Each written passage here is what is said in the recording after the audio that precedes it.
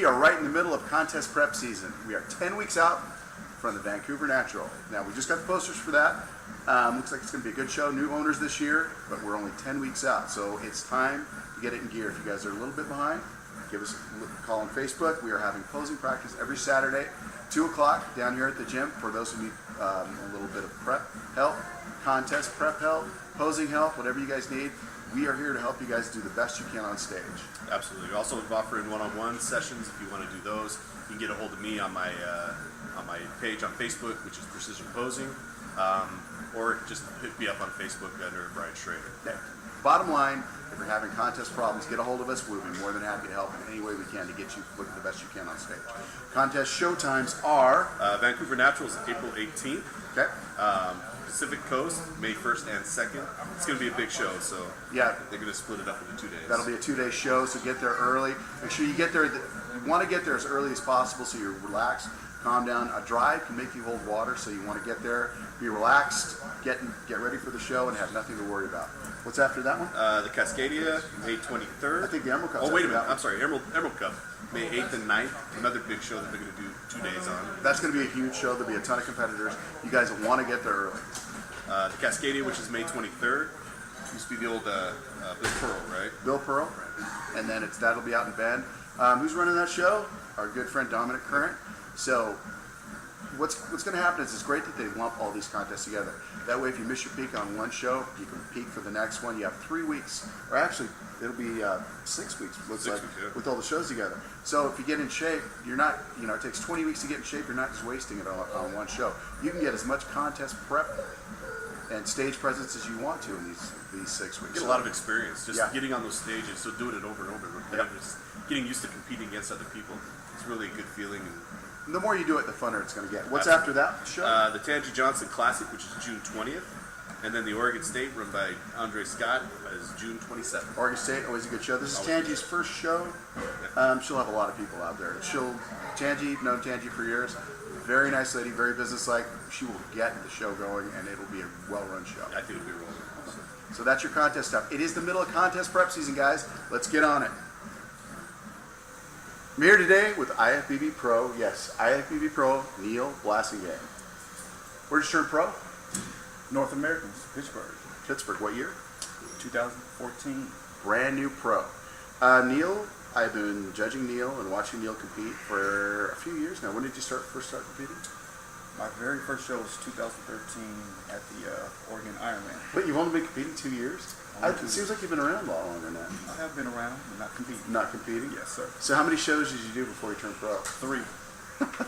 Oregon Ironman, Oregon State, and 7 others. Yeah, at Oregon, Oregon Ironman was your first show? Very first show. Yeah, I remember you being on stage. You really stood out. You won that one, of course. Did you win the overall in that one? No. Who won the overall? Justin Jones. And that was Justin a pro now? No. Ha ha, Justin. How's that, buddy? Okay, so we first saw you come out. Everyone was talking about you. I remember everybody saying, Neal's going to be good. Neal's going to be good. And your first time competing, you turned pro. How'd that feel to turn pro? It felt great. After, like you said, competing for 1 year and then being able to step on, pretty much a pro stage and come away with that, it was an awesome feeling. The problem I have with Neal is he hasn't been competing enough, and he really hasn't. This is the whole thing about paying your dues. Isn't true. If you're the best body on stage, you will win. I don't think Neal realizes how cool it is to become a pro this fast, because when you're this good and you turn pro this fast, I mean, there's not. I'm sure you struggle to get up there, but man, turning pro after 3 shows is amazing. Oh yeah. So what's your next show? Well, I will be doing my pro debut back in Pittsburgh at North Americans in September. What's funny is everybody who does Pittsburgh and the North Americans loves the show. They say I haven't been out to this North American in Pittsburgh, but I'm going to go this year. But everybody says it's a great show and everybody has a good time up there. And it seems to be everybody always wants to go back. How was the show run? What did you? Backstage, they treated us first class. Yeah. Everything ran smoothly. No long waits. It was just cold. Cold backstage. That was it. Pittsburgh. Yeah. In August. You think it wouldn't be cold? All right. So, not only do you do personal training, how do they get a hold of you for personal training? You can hit my website, nealblassingame.com. I'm also on Facebook at Neal Blassingame Jr. and Instagram at Neal Blassingame. Okay. Cool. And what else do you do besides personal training and working out? I started my own brand, No Excuses. Stand up, show the camera. Show the camera how cool that stuff is.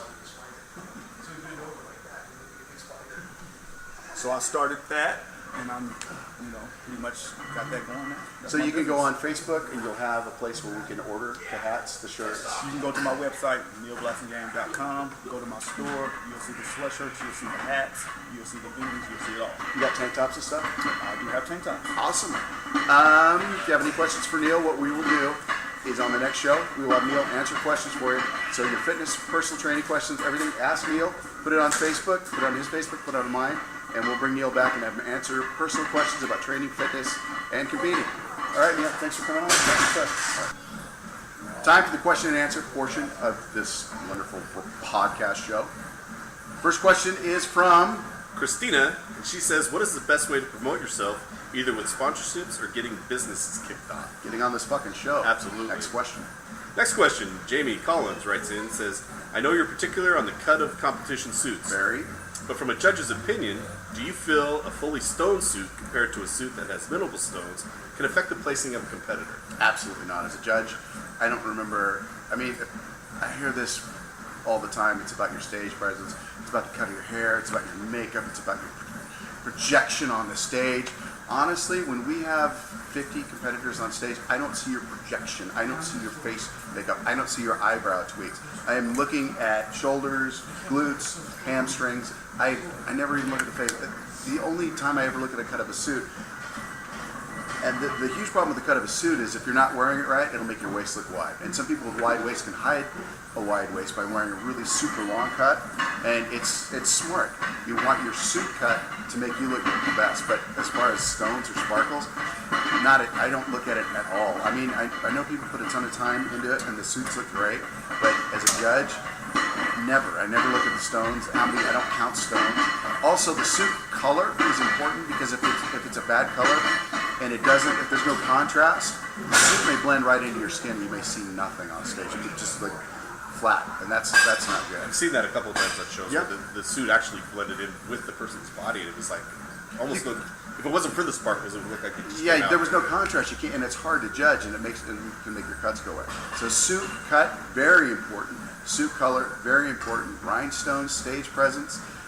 I mean, if it's close, stage presence can bring you out, but that's only going to be in the top 5, and the first thing you want to do is get looked at. So your posing has to be perfect. Suit cut, good condition. That's the most important things about a contest. Little other stuff you can work on. It's not that important. All right, the next one is from Maria. Here's another question. It says squats, ass to grass or 90 degree? She's heard mixed reviews. That depends. Some people can get away with a 90-degree squat. Some people need to go lower. If you're going to go low, though, you're going to end up with hip problems and knee problems, especially if you're going heavy.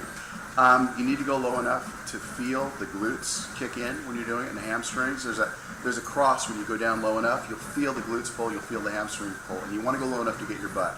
After a good leg day, you want it to hurt as much in your butt as you do in your legs. And if your butt is hurt on a leg day, you do not go low enough. So just work on that. That's going to be an individual response. All right, next question comes from Courtney Oling. He writes, what are the advantages of doing 20-week contest prep? Even more so, what are the advantages of doing a 20-week prep with someone who's already starting lean? You would think that starting lean would help, but if you're already dieting going into it, or you've got one of those fast metabolisms, it's going to be actually harder to diet. I'd rather see somebody get a good off season, gain a good 20 pounds, get their metabolism just cooking. So by the time your off season prep is going, you can be eating donuts and stuff, and you're not gaining weight. That's where you want to get. When you're taking in all your fats, all your carbs, all your protein, and there's a point where you don't gain any weight, that's when your metabolism is cooking, and that's when you start your contest prep. When your metabolism is at its fastest, then you trick it slowly on the way down. But if your metabolism is already slowed down from like pre-contest, dieting, or being lean all year round, you see this a lot where competitors stay lean all year round, no changes. And then when they start dieting, they have to diet their asses off just to get minute changes in condition. I want you to get, like I said, 20 pounds overweight. I want that metabolism cooking when I start a prep. And the reason I started 20-week prep, it isn't 20 weeks of hard prep. I like 20 weeks because especially if I don't know you, I can play around with the carbs at the beginning Tweak it up of a little bit. the beginning of the diet and figure your body out. And that way we don't have to go so hard at the beginning. Great. Here's the last one. It's from Corey Liu. What causes diuretics to be ineffective for some people? That's metabolism, it's electrolyte balance. Some people have conditions where they can't. I mean, the diuretics don't work, and more diuretics aren't better. What you need to do is, I like a potassium-sparing diuretic. They're very safe, and you should only need to lose 2 or 3 pounds of water when you're going there. So if you're taking a bunch of diuretics, you've done your diet wrong. So light on the diuretics and play around with your water a little bit, play around with your carbs a little bit. If you're taking a diuretic and it isn't working, then you've got a medical problem. And quite honestly, I see this a lot in trainers. They're trying to be doctors. I'm a diet guide. I will lower your carbs to a certain point. I will lower your fats. I'll have you do cardio. And if that's not working, you have a medical problem. I don't have a lab here. I'm not a doctor. I think it's stupid for trainers to say, "Oh, I have all the answers." No, you don't. You're a trainer. If you were a doctor, you'd be making $200-300 grand a year, and you wouldn't be training people for this. I do this because I love it, not because I plan on making $200-300 grand. Although I do plan to make $200-300 grand. Someday. But the deal is, I'm not a doctor, so I'm gonna give you diet advice. And when my diet advice doesn't work, then we go to somebody who has a lab, who's a doctor who knows what the hell they're talking about. I'm really sick of these trainers thinking they're doctors. They do not have the answers, and they can hurt you. Absolutely. All right, that's it for question and answers. We'll get more next week. We'll have Neal answer a couple questions, but we'll have a couple short ones because we don't want Neal out trying to say, No. That's all this show's about us, not It Neal. is. It's us.